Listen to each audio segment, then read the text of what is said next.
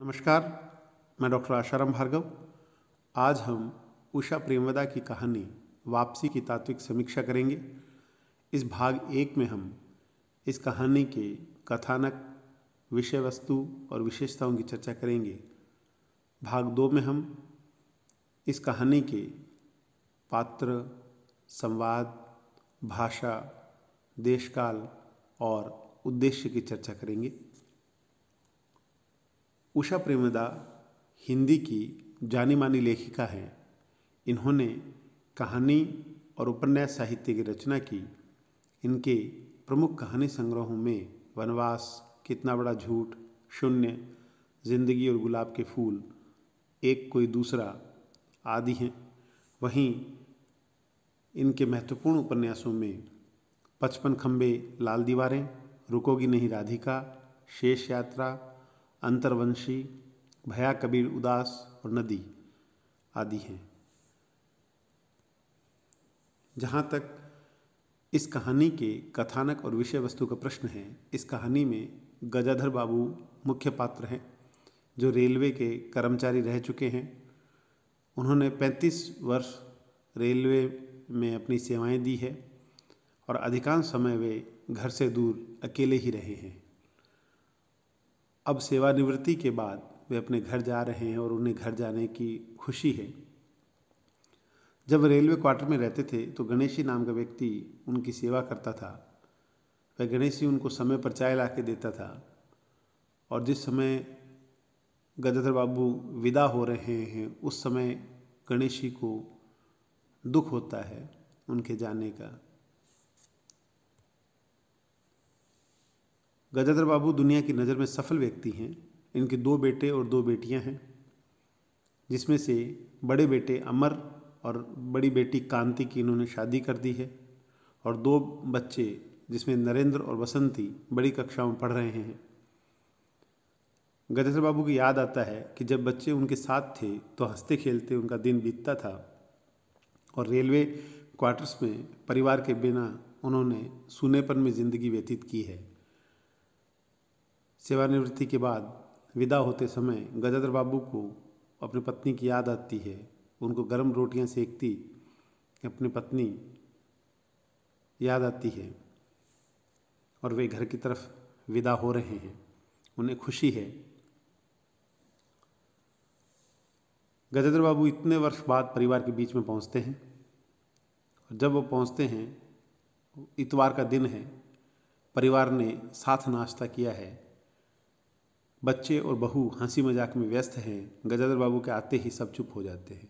तात्पर्य यह है कि गजाधर बाबू के आने से पहले उनका बेटा, बहू, उनके दोनों बच्चे सभी हंसी मजाक में व्यस्त हैं। सभी साथ बैठकर नाश्ता करते हैं और जबकि गजाधर बाबू की पत्नी पूजा पाठ में व्यस्त है और गजाधर बाबू के आते ही सब चुप हो जाते हैं। बहू घूंघट संभालती है। नरेंद्र जो उनका छोटा लड़का है वह चाय पीकर उठ जाता है। अब गजाधर बाबू के पास केवल उनकी बेटी बसंती बैठी है। गजाधर बाबू बसंती से चाय मांगते हैं। बसंती जो चाय बना कर लाती है वह फीकी होती है। गजाधर बाबू को गणेशी की याद आती है। उन्हें वह चाय अच्छी नहीं लगती। वे फिर बसंती से कहते हैं कि तुम्हारी माँ के साथ ही चाय पीऊँगा।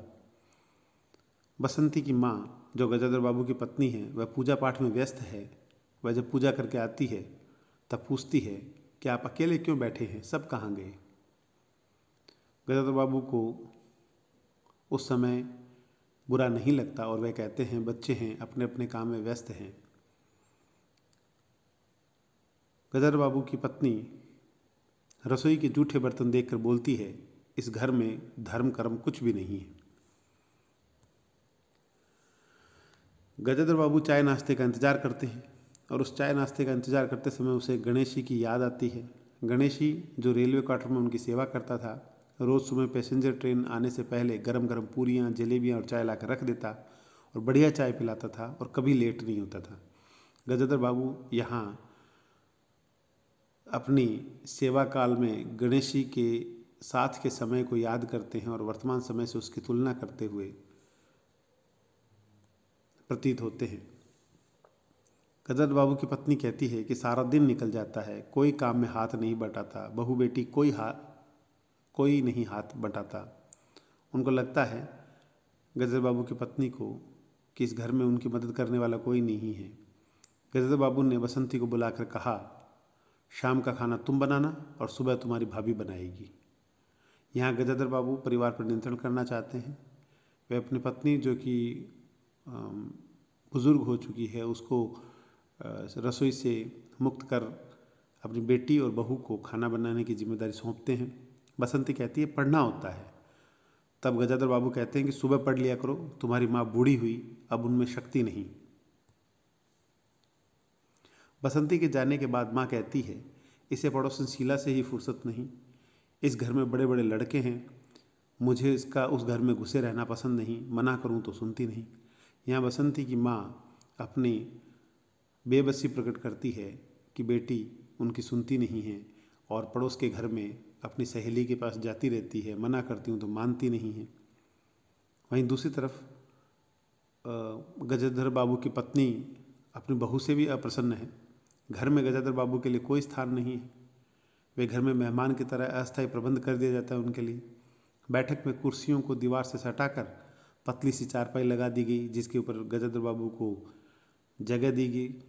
गजेंद्र बाबू को अस्थायित्व का आभास होने लगा। उनको लगा कि जैसे वो अस्थायी तौर पर यहाँ आए, कुछ दिन के लिए कोई व्यक्ति आता है, मेहमान आता है तो उसके लिए जिस तरह अस्थायी व्यवस्थाएं की जाती है उसी प्रकार गजेंद्र बाबू के लिए भी इस घर में अस्थायी व्यवस्थाएं की गई और गजेंद्र बाबू को इस अस्थायित्व का आभास भी होने लगा।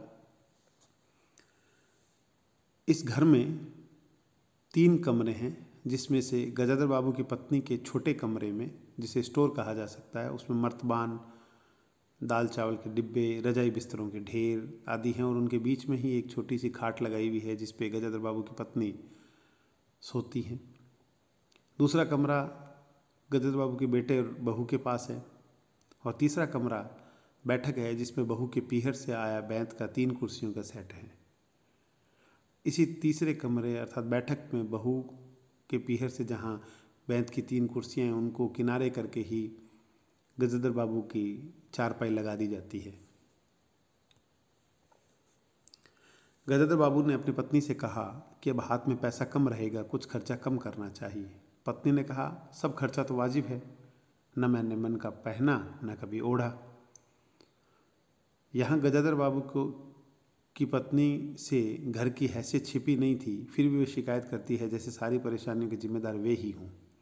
गजेंद्र बाबू को लगता है कि जैसे सारी परेशानियों के जिम्मेदार मैं ही हूँ। इसको पत्नी को सारी घर की हैसियत पता है, फिर भी शिकायत करती है। गजेंद्र बाबू ने कहा, तुम्हें कमी किस बात की, बहू है, बेटे हैं। पत्नी ने कहा, हाँ बड़ा सुख है ना बहू से। तात्पर्य यह है कि गजेंद्र बाबू की पत्नी संतुष्ट नहीं है, ना अपनी बेटी से संतुष्ट है, ना अपने बहू से संतुष्ट है, ना अपने पति से संतुष्ट है। उसी प्रकार दूसरी तरफ गजेंद्र बाबू भी अस्थायित्व का आभास करते हैं, मन में बोझ लिए बैठे हैं। गजेंद्र बाबू पत्नी के बारे में सोचने लगे कि आज वह लावण्य में युवती जीवन की राह में कहीं खो गई है, आज वह नितांत अपरिचिता है। उनको अपनी ही पत्नी जो उनके लिए रोटियां सेकती थी वह अपरिचित सी महसूस होने लगी और उनको लगा यह वह लावण्य में युवती जो थी वो जीवन की राह में कहीं खो गई है। नींद में सोई अपनी पत्नी का भारी शरीर बेडोल और कुरूप, श्रीहीन और रूखा लग रहा था। यहाँ जब गजेंद्र बाबू ने रसोई की जिम्मेदारी अपनी बेटी और बहू को सौंप दी तो उनकी पत्नी वहीं उनके पास आ गई और बहू और बेटी की बुराइयां करने लगती है। बहू को जब रसोई सौंपी जाती है तो बहू ने रसोई खुली छोड़ दी और बिल्ली ने सारी दाल गिरा दी। गजेंद्र बाबू की पत्नी ने कहा कि बहू ने 1 तरकारी और 4 पराठे में सारा डिब्बा घी उड़ेल दिया। अब गजेंद्र बाबू की पत्नी को लगता है कि रसोई किसी के बस की नहीं है। यहाँ गजेंद्र बाबू की बेटे अमर की जो बहू है उसकी लापरवाही स्पष्ट दिखाई देती है। वहीं दूसरी तरफ रात के भोजन की जिम्मेदारी बसंती को दी गई और बसंती ने जानबूझकर ऐसा भोजन बनाया कि कोई खा न सके। गजेंद्र बाबू ने तो फिर भी खा लिया पर नरेंद्र बिना खाए उठ गया। तात्पर्य यह है कि इस परिवार में कोई भी अपनी जिम्मेदारियां निभाने को तैयार नहीं है वे सारी जिम्मेदारियों का बोझ अपनी माँ पर ही छोड़ देते हैं। रसोई उसी माँ को बनानी पड़ती है। नरेंद्र जो गजेंद्र बाबू का छोटा बेटा है, वह बसंती पर गुस्सा होता है। माँ नरेंद्र को मनाती है और खुद बनाकर खिलाती है। गजेंद्र कहता है कि तुम्हें किसने कहा था खाना बनाने के लिए? तो वह कहती है बाबूजी ने कहा था। गजेंद्र बाबू कहते हैं कि इतनी बड़ी हो गई है, खाने बनाने का सहूर नहीं है। शाम को बसंती तैयार होकर शीला के घर जाने लगी, तभी गजेंद्र बाबू ने मना कर दिया। गजेंद्र बाबू घर पर नियंत्रण करना चाहते हैं। जब उन्होंने अपनी बेटी को पड़ोस के घर जाने से मना किया तो वह नाराज़ हो गई और खाना भी नहीं खाया उसने। इन सब बातों से गजेंद्र बाबू खिन्न हो गए और उन्हें लगा बसंती की शादी शीघ्र कर दी होगी। बसंती पिता की नज़र बचाकर सहेली के घर जाती, छिप कर जाती।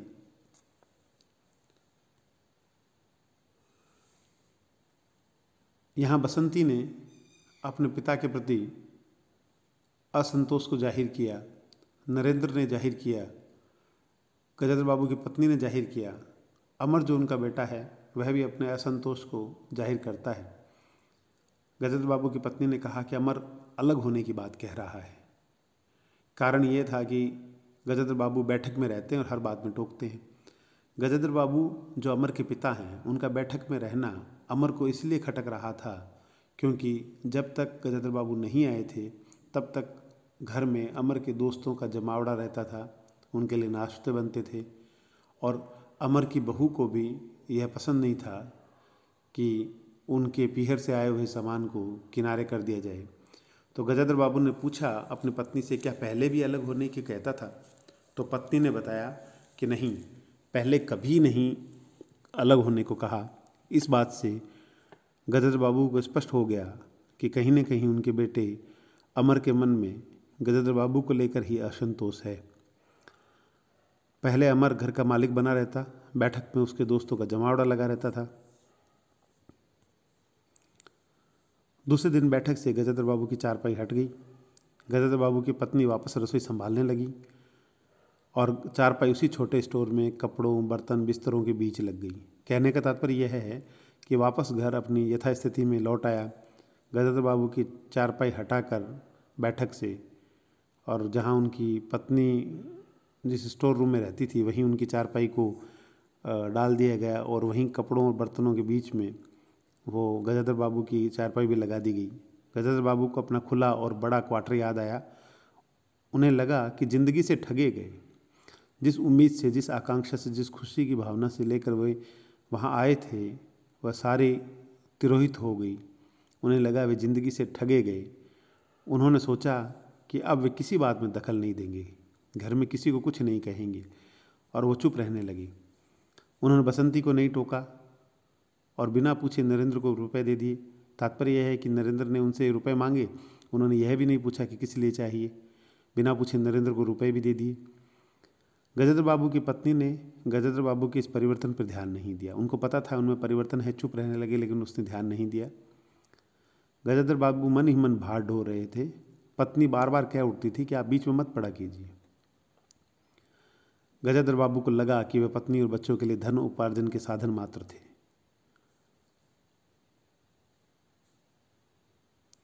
गजेंद्र बाबू ने नौकर की छुट्टी कर दी। उनको लगा कि नौकर को रखना अतिरिक्त खर्च का कारण बन रहा है और घर में इतना काम है भी नहीं, तो उन्होंने नौकर को छुट्टी कर दी।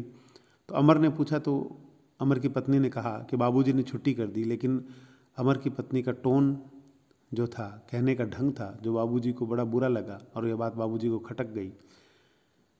उस दिन गजेंद्र बाबू टहलने नहीं गए और वह कमरे की बत्ती बंद करके कमरे में ही बैठे रहे।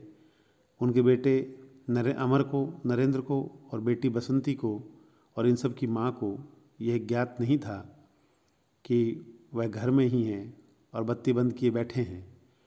बसंती, नरेंद्र, अमर और उनकी माँ सब ने गजेंद्र बाबू की दखल का पीठ पीछे विरोध किया, उनकी निंदाएं की। बहू भी करना चाहती थी कि तभी बहू उस कमरे में जाती है जहाँ ससुर रहते थे, तो उसने बत्ती जलाई तो बाबूजी को देखकर घबरा गई। अब बाबूजी को ने सारी बातें सुन ली थी, उनको यथास्थिति का ज्ञान हो गया था, उनको सारी बातें स्पष्ट समझ में आ गई थी। तो गजेंद्र बाबू दूसरे दिन चिट्ठी लेकर आए। उन्होंने कहा, मुझे चीनी मिल में नौकरी मिल गई है। पत्नी से उन्होंने पूछा, क्या तुम चलोगी? पत्नी ने मना कर दिया, कहा, घर में सयानी लड़की है, मैं जाऊंगी तो यहाँ क्या होगा? गजेंद्र बाबू ने उससे कहा, ठीक है, यहीं रहो। गजेंद्र बाबू संभवतः ये जान गए थे कि उनका उस घर में कोई महत्व नहीं है।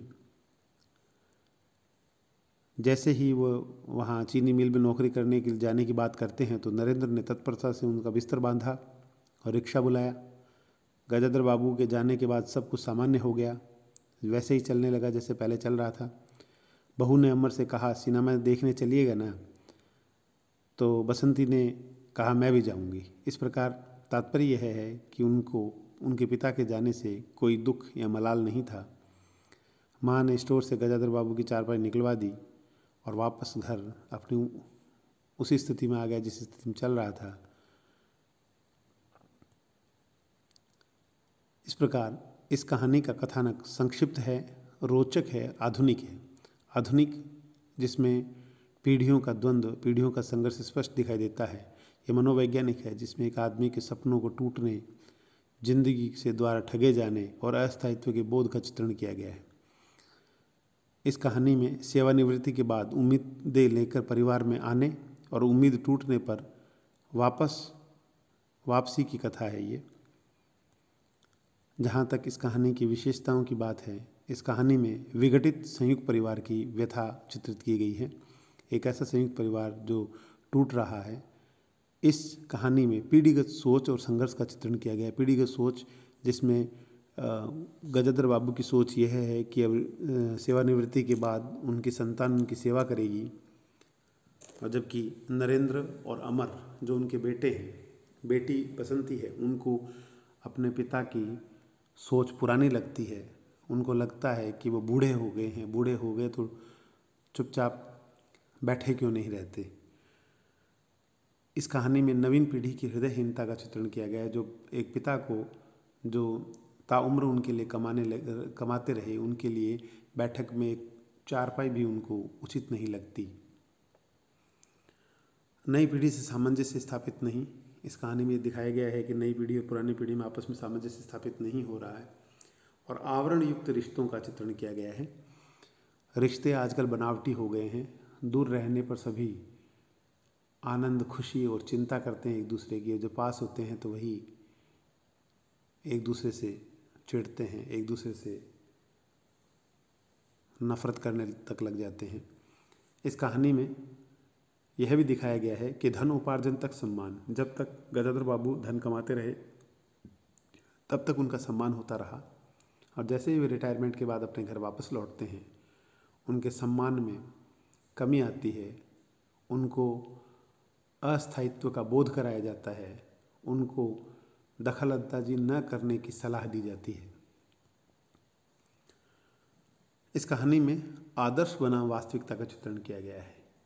घर से दूर रहने वाला व्यक्ति एक आदर्श स्थिति में रहता है। उसे लगता है कि मेरा परिवार मेरी कद्र करेगा, उन्हें अपनी पत्नी की याद आती है, एक आदर्श छवि दिखाई देती है, लेकिन वास्तविकता में उनकी पत्नी, उनके बच्चे सब कुछ बदल चुके हैं।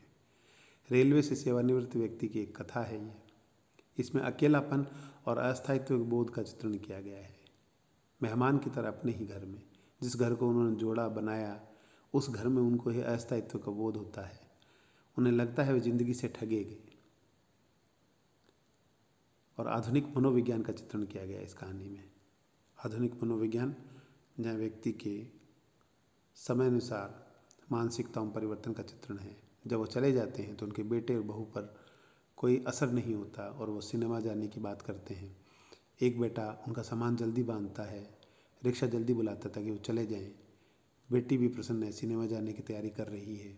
उनकी पत्नी है, वो उनकी चारपाई तुरंत निकलवा देती है कमरे से। और इस प्रकार वहाँ किसी को भी इस बात का दुख नहीं है कि वे सेवानिवृत्ति के बाद भी दोबारा नौकरी करने जा रहे हैं। आधुनिक मनोविज्ञान का चित्रण किया गया है। वहीं अमर और उसकी बहू केवल इसलिए अलग हो जाना चाहते हैं कि उनके पिता बैठक में चारपाई लगा के सो रहे हैं। बस इसी बात के कारण वो अलग होना भी चाहते हैं, अलग होकर अपनी ज़िंदगी जीना चाहते हैं। इस प्रकार इस कहानी में आधुनिक मनोविज्ञान का भी चित्रण किया गया है। इस प्रकार हम देखते हैं इस कहानी में कथानक पीढ़ीगत सोच और उनके संघर्ष का चित्रण करता है।